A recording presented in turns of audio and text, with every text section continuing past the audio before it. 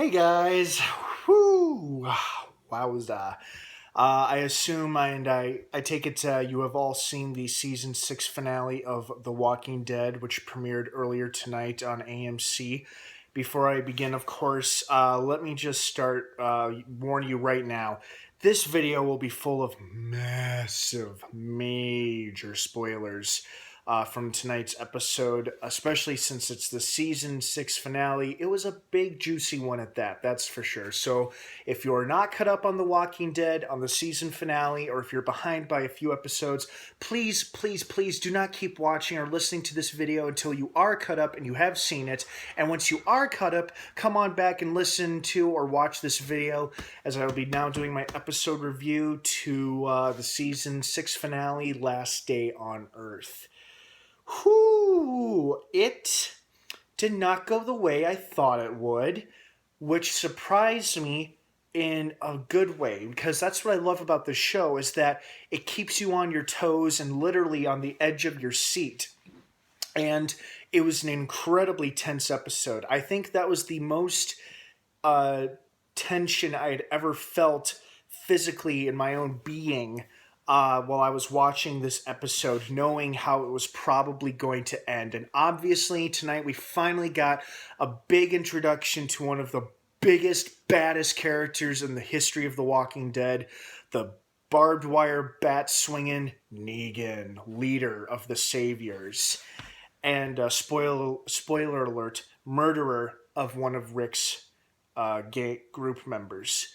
Wow, I mean, it was so good. This whole episode was was very well done. What I liked about it is, like, throughout parts of it, the parts where the tension kept rising and rising and rising. Like, there was this faint heartbeat that would get louder as it got more tense. It was like boom, boom, boom, boom, boom, boom, boom, boom, boom, boom. Boom. You know, it's like this heartbeat was faint and then it got louder and louder as the episode got more tense. And it wasn't necessarily a heartbeat, but it was definitely like a bass, a musical instrument or something that was going ba-boom, ba-boom. You know what I mean? But this episode surprised me quite a bit because, A, we don't even see who Negan killed. It's implied, and of course, let the speculation begin. And the backlash as well. You know what I think is so ironic and so weird about us Walking Dead fans, about this fan base, is that we were all dreading and hoping not to see our favorite character killed in tonight's episode, whoever that may be. If we're Glenn fans, Daryl fans, Rick fans, Abraham fans, whatever, Michonne, Maggie, none of us wanted to see our favorite character die, whoever that may be. And when they did kill whoever it was, they did it in a way where we can't tell who it is, and we won't know who it is until the season 7 premiere in October. So it was a good way to keep the viewers coming back and keep watching, of course. And I'll definitely keep watching. Oh, I'll keep watching till the day I die, or till the day, God forbid, they finally end it. I'm definitely gonna keep watching. This was just wow. This was like one of the most intense season finales I have ever seen on The Walking Dead. And I was nervous during the last 3. I was nervous during the season 3 finale, season 4, definitely season 5. This one topped them all with how intense and how just horrifying it was. And by the way, can we please give a round of applause to Jeffrey D. Morgan? I mean, wow. Well done, Mr. Morgan. Well done. You were great. That was a hell of an introduction to Negan. I like the nice little speech he gave. What I thought was interesting is that, bottom line, Negan is a bully. The Saviors are bullies. They pick on other groups of survivors to make them do stuff for them. And if the survivors refuse, they're killed and they take the stuff anyway. And if they do comply, they just keep terrorizing them. So, bottom line, they're nothing but a bunch of bullies. And the only people who could possibly stand up to them or take them down would be the people of Alexandria, mainly Rick's group, Rick's people.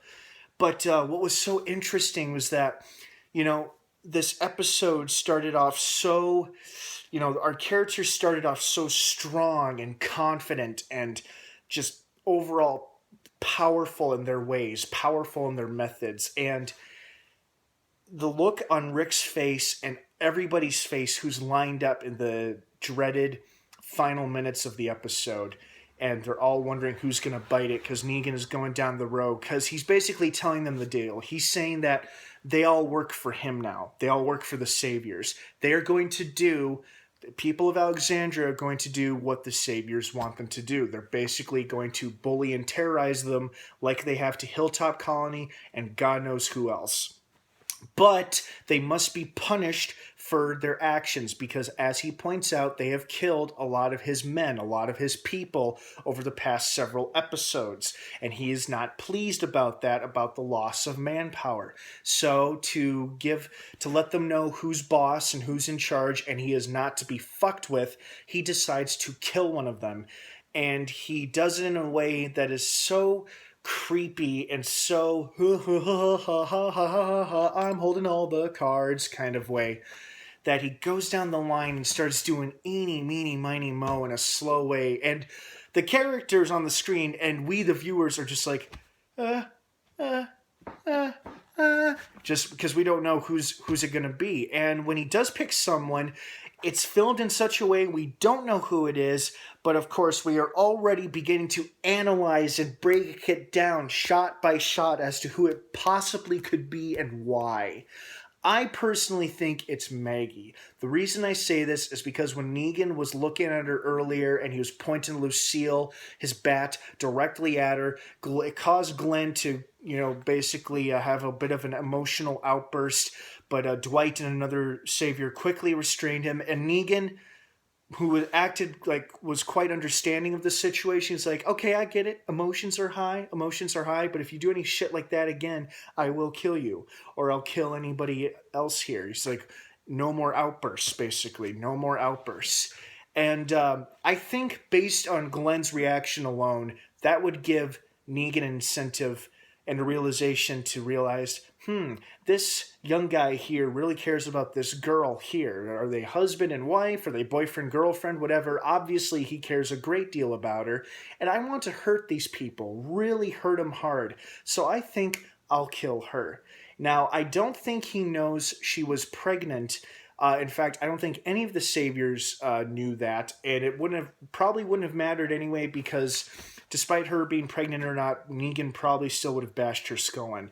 I am fairly certain it was Maggie he killed, because it seemed like he stopped in the center of the line where Rick, Maggie, Sasha, and Aaron were, because Eugene was all the way the hell over here, and Glenn and Daryl were all the way the hell over here. Yes, as we knew, everybody, Daryl was indeed alive. It was just a nasty shoulder shot like we all knew he would be, but it was still nerve-wracking to see him in such a state of disrepair.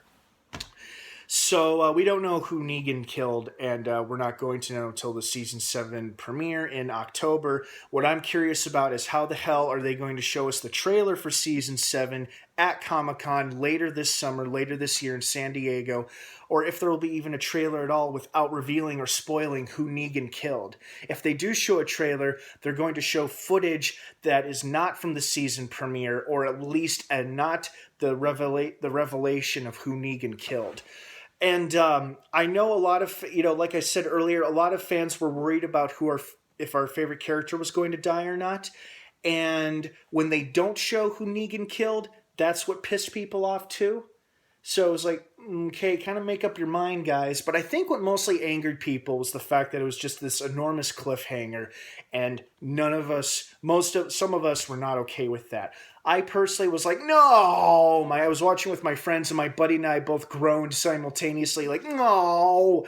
But I got over it pretty fast, and I think he did too. I can wait till October. I mean, 6 months is going to go by like that. Zhunk. It's going to go by fast. And we'll have a fantastic filler like with shows like Fear the Walking Dead Season 2, which premieres next Sunday on AMC. One more thing before I wrap up. Another thing that surprised me was we did not lose Carol in this episode like I thought we would, or a lot of people thought we would. She got awfully damn close, though, to the edge of death there quite a few times. That nasty savior could have killed her and was about to if Morgan hadn't intervened. And sure enough, Morgan is forced to take a life in order to save another. You know, I think this was a long time coming, just based on what we've seen with him since the beginning of the season. Eventually, I think he was going to face a situation, a confrontation, where he would be forced to make a choice. Kill in order to save another life, take a life to save a life. And he held it pretty damn good, very well together. And what was so interesting was that Morgan was not willing at all to give up on Carol. And I think that's because he has become such a strong believer in the spirit of human redemption, because he was able to come back from the darkness, and I think he wants to help Carol do the same thing. He understands that Carol has reached her breaking point. She's trying to ditch the people that she cares about, but he wants her to come back, take a step back, and, return to being your normal self, whatever that may mean for her.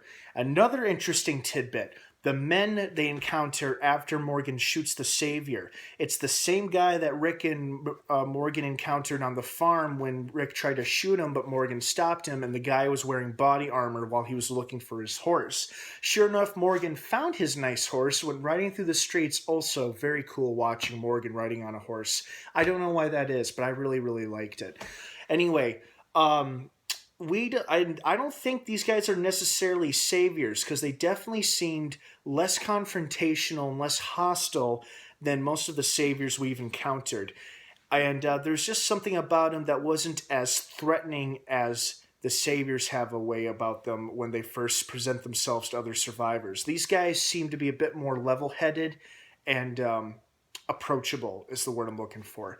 So we'll see what becomes of Morgan and Carol, and we'll also see what becomes of the rest of the group once they recover from this horrific loss, whoever that may be.